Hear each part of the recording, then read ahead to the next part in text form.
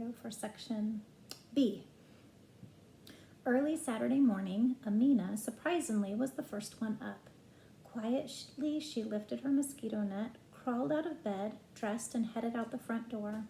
The cool morning air and the crowing of a couple old roosters greeted Amina. She could see the sun peeping over the horizon of the Serengeti plains as she stepped off the porch and skipped down the path to the new goat pen. Unlike 2 years before, when she begrudgingly helped Jaja raise Tobogo, Amina had grown fond of the goats. She loved the kids, especially a little black one she named McKenna, which means the happy one. On this Saturday morning, she planned to take McKenna on a walk outside the pen. As she approached the gate, she thought the herd seemed nervous. She carefully unlatched the gate, entered the pen, and closed the gate behind her.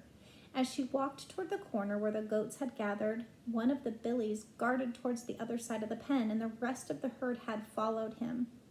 Then, to her horror, she saw what was causing the goats to act so strangely. "Oh no, not McKenna," she screamed. She knelt down beside the lifeless kid. How could this have happened? She did not want to leave McKenna, but she knew she should tell the rest of the family. Amina ran towards the gate, but before she reached it, she saw her father running down the path. "Amina, what's wrong?" he shouted. What are you doing up so early on Saturday morning?" "Oh, Baba, come quickly. It's horrible. McKenna's dead. It's horrible," she cried. Mr. Akelo took Amina's hand, and together they hurried to the corner of the pen. "What happened, Baba? I thought the goats were safe in our pen." Mr. Akelo approached the lifeless kid. He knew immediately what had happened. "I'm afraid it was a cheetah, Amina," he said grimly. "I had hoped this wouldn't happen to our herd." "Oh, Baba, it's cruel and awful. What can we do?" "I know. Let's set traps for the cheetah or get someone to hunt it and kill it. I can't stand the thought of a wild animal attacking our goats again." Mr. Akelo sympathized with Amina, but he also understood more of the situation than she did. "We'll discuss this with the rest of the family," he said, leading Amina away from the ugly scene. "I'll bury McKenna shortly. We don't want to attract any more cheetahs or lions for that matter." As Amina walked into the house, she sobbed. "Oh, Mama, it's horrible. A cheetah got into the goat pen and killed little McKenna." "A cheetah?" questioned Jaja as he hurried into the kitchen.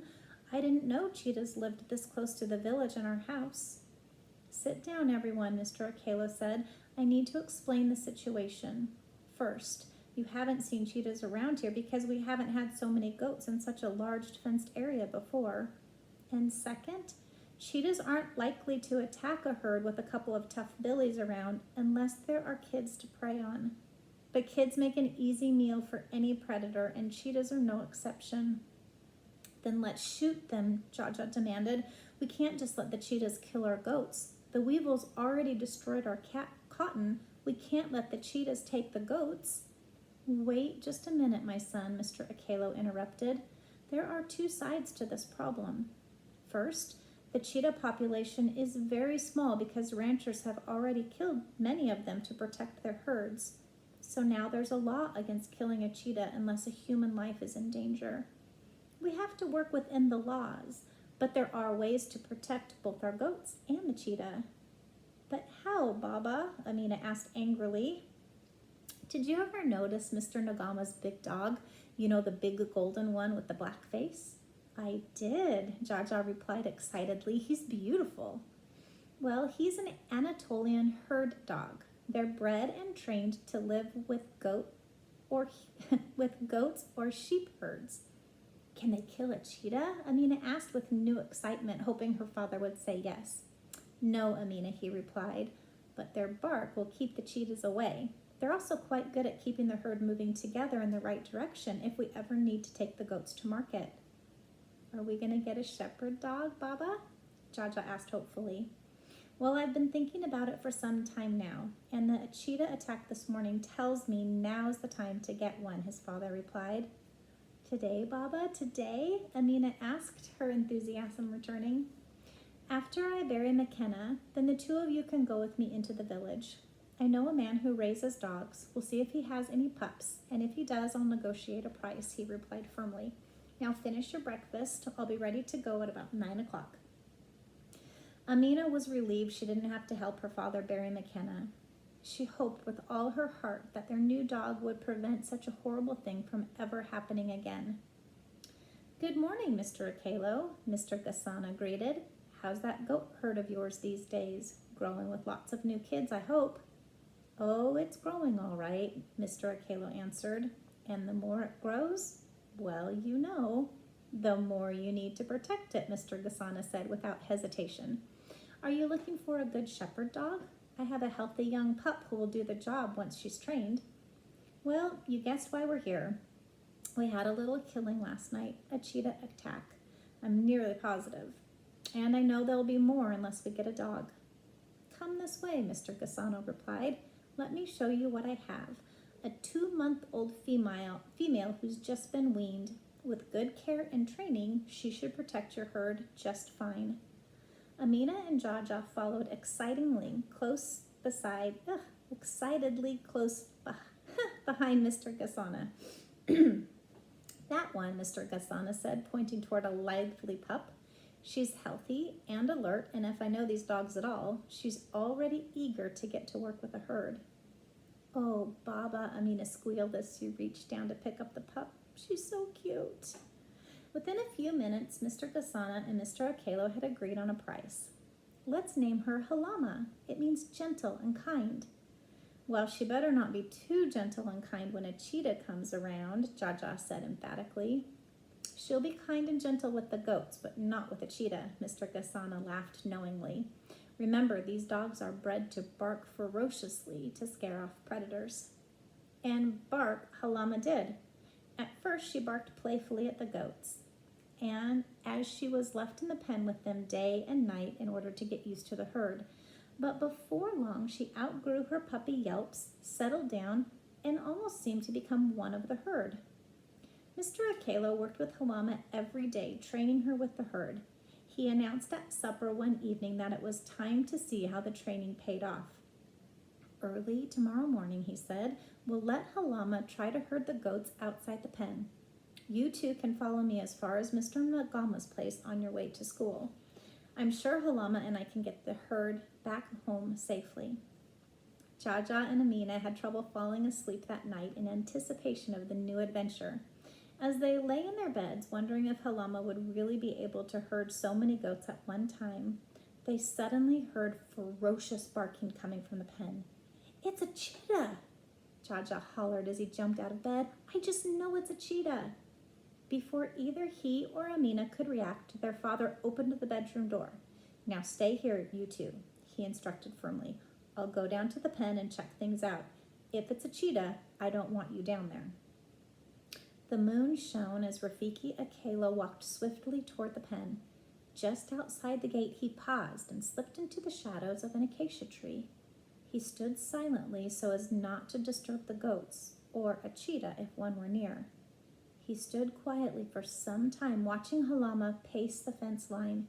The goat scurried from one part of the pen to the other while Halima ran her paces. Suddenly, she darted to the west side of the pen, barking ferociously. As Mr. Akelo's eyes followed the well-trained dog, he caught a moonlight glimpse of a sleek, spotted cheetah as it disappeared into the brush. Then he quickly approached the pen and opened the gate. Halima ran to him, her tail wagging. Good girl," he said, giving her a firm pat on the head. "I don't think I have to worry about these goats anymore. Good girl." "Was it a cheetah?" Jaja asked anxiously as his father opened the door. "Was it?" "I'm sure it was," he replied seriously. "But I only caught a glimpse of him in the moonlight. Cheetahs are the fastest animal on earth, you know. It was almost gone before I saw it. But I know one thing for sure. Halima's doing her job well. She's doing a great job for both the goats and the cheetahs." "A good job for the cheetahs?" Amina asked in disbelief, remembering little McKenna. Cheetahs are God's creature too," her father replied. "This is the best way to be good stewards of both the goats and the cheetahs. Both are protected thanks to Halima. What do you think? I wish it wasn't like this, Amina sighed. I know God made cheetahs and goats, but it's just not fair that wild animals can kill our goats. One day, Amina, it won't be that way, you know, her father replied, giving her a reassuring hug. You mean when Jesus returns and creates a new heaven and a new earth? Jaja asked, remembering an earlier discussion with his father about whether mosquitoes would be on the new earth. That's right, Jaja. There won't be any disease-causing mosquitoes on the new earth. There won't be any killing or death among God's creatures. Baba, asked Amina, will McKenna live on the new earth with us? I hope so. I miss her so much. Mr. Akelo smiled at Amina and took her hand in his. Oh, my little honest one, my dear Amina, he said, you too ask very difficult questions. I can't tell you that McKenna will be in heaven, he continued. The Bible just doesn't say. But it does tell us that all creation is waiting for the day God will make everything new. If animals were part of God's creation in the beginning, and if God saved animals when he saved Noah, then animals must be very special to him. Here, come sit beside me. I want to read you something from the Bible. As Amina and Jaja sat down, their father took out the family Bible and opened it to the Old Testament book of Isaiah. He began to read from chapter 65. For behold, I create new heavens and a new earth. The former things shall not be remembered or come to mind. But be glad and rejoice forever in that which I create. For behold, I create Jerusalem to be a joy, and her people to be gladness. Then Mr. Akelo turned back to chapter 11 and read, The wolf shall dwell with the lamb, and the leopard shall lie down with the young goat, and the calf and the lion and the fatted calf together, and the little children shall lead them. A cow and the bear shall graze, their young shall lie down together. The lion shall eat straw like an ox. The nursing child shall play over the hole of a cobra, and the weaned child shall put his hand in the adder's den. They shall not hurt nor destroy. They shall not hurt or destroy in all my holy mountain. For the earth shall be full of the knowledge of the Lord, as the waters cover the ocean. When Mr. Akelo had finished, Jaja asked, Does that mean I'll be able to play with a cheetah?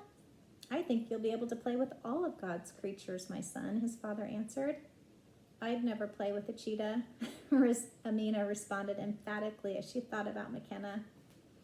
Understanding that Amina was still upset about the loss of her pet, Mr. Akelo gave her a hug. Then he said, Now that we know for sure that Halima can scare away cheetahs, remember that tomorrow we're going to see how well she can herd the goats outside the pen. She's ready, Baba. I just know it. She'll be great, Jaja announced sleepily. That's what she's bred to do, but we won't know for sure unless we let her try. Now, off to bed, both of you. It's gotten really late, and we've certainly had enough excitement for one evening. Jaja and Amina jumped out of bed as soon as their mother called them. They dressed, ate their breakfast, gathered their school supplies, and were at the goat pen before 7 o'clock. Their father was already there, checking the herd. Halima calmly lay beside the goats in the cool of the morning, unaware that soon she would be put to another test. Okay, girl, it's time to show us what you can do, Mr. Akelo said encouragingly, giving Halima a good rub behind the ears. Then he opened the gate. Instinctively, Halima paced, barked, and herded the confused goats out of the pen and onto the dusty road. Wow, look at her, Amina exclaimed excitedly. Halima, you're the smartest. You're the greatest. How did you know how to do that? That's another one of God's gifts, her father answered. He gave animals like Halima special abilities. With the proper breeding and training, they can be of great help to us and to the goats. As the herd approached Mr. Nagama's house, like every other time they walked by, they thought about their good friend and how much they still missed him. Baba, Jaja asked, will Mr. Nagamo be living on the new earth with us one day? Will he know us? He will, Jaja, he will, and we'll know him as well. What will he look like, Baba? Amina asked. Will he have wings like an angel? Oh, I don't think so, her father answered with an understanding chuckle. Now, off to school, both of you. Halima and I can get the herd back home after I speak with Mrs. Nagamo. Tonight we'll talk some more about the new heavens and the new earth, but for today we have plenty of work to do on this old earth, like studying and feeding and watering goats. Oh, Baba, Jaja sighed. You always remind us of the work we have to do. I can't wait for the new earth. Then I won't have anything to do but play with cheetahs and goats and even wildebeests. Jaja, my son, his father replied, I think you're in for quite a surprise. There'll be lots of work to do on the new earth. But again, we'll talk about that tonight. Now hurry or you'll be late for school. After visiting with Mrs. Nagamo, Rafiki, Akello, and Halama led the goats home and into the pen. She's fantastic, he says, as he greeted his wife, who had heard Halama barking orders to the goats as they approached the pen. She's just fantastic. They didn't try to run off, Mrs. Akello asked. They stayed right together, her husband replied as he locked the gate. She's a better dog than I could have imagined, and that should give us all peace of mind at night and when we need to move the herd anywhere. That afternoon after school, Jaja and Amina stopped to water and feed the goats before going into the house. This was no small chore for the two children, as it required several trips to the well for water and to the storage shed for food. But now that Halama was around, neither child seemed to mind the work. They always gave their shepherd's dog big hugs and playfully rubbed behind her ears. And Halama always responded with a wagging tail and slurpy lips on their faces if they let her.